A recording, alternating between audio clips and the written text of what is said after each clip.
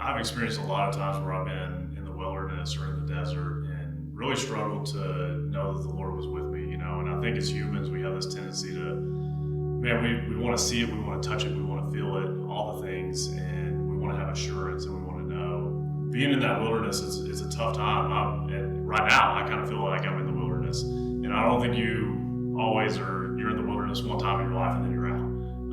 I think it's these seasons of peaks and valleys, and just knowing that the Lord is with you each and every moment, even at the highest peak and at the lowest of the depths, when you feel all alone. I think that you have to know that He's with you then too.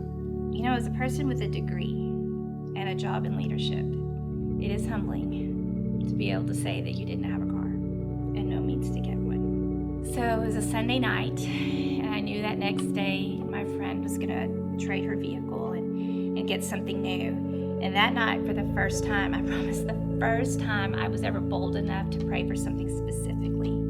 And I specifically prayed that she would not trade her vehicle, that she would buy the other one outright and let me borrow her car just until I could figure out a way to get one. And it was hard. Even in that conversation with God, it was hard. I was embarrassed by it. But the next morning, the very next morning, she called me. And she had said her husband and her were talking just the night before, just that Sunday night. And they heard clearly God speaking to them that they were not supposed to trade their car. They were supposed to let me borrow their car. And I know it was God. Obviously, it was God. It was God because I hadn't told anybody about this. Nobody. Not a soul.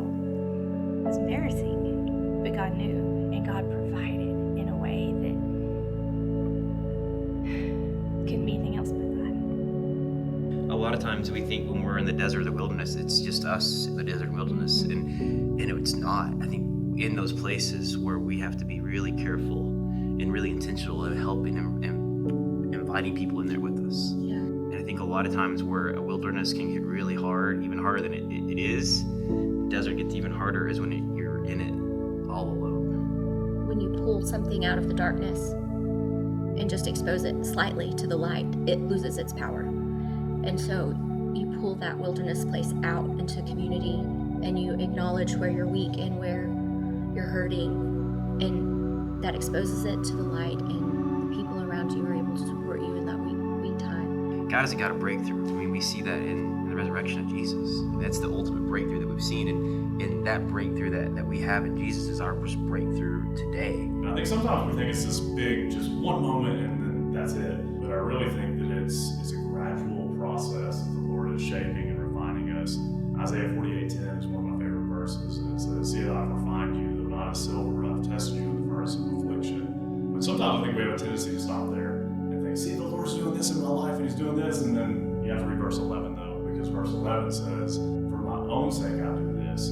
How can I let myself be defamed? I will not yield my glory to another." And so ultimately, the stories and the things that the Lord does and this breakthrough that begins to happen in our lives, it's for our good. It's good things that begin to happen for us. But ultimately, I think it's for His glory. Not I know it's for His glory, and He wants all the glory because I've asked the question a lot lately: how does an infinite, eternal God survive in a finite world where everything is dying, where people are dying, where all these things? And I think it's the stories that we begin to tell of His glory and His majesty, and the stories that people can't deny. And you're like, dude, I had nothing to do with this. I did my part and I worked and I did these things, but at the end of the day, man, all glory to God. So if you're waiting on a breakthrough, I think the thing that it's most important to remember is that God is in the waiting. He has never left you. He has never forsaken you. He is not disappointed in you, and He is with you, and you are not.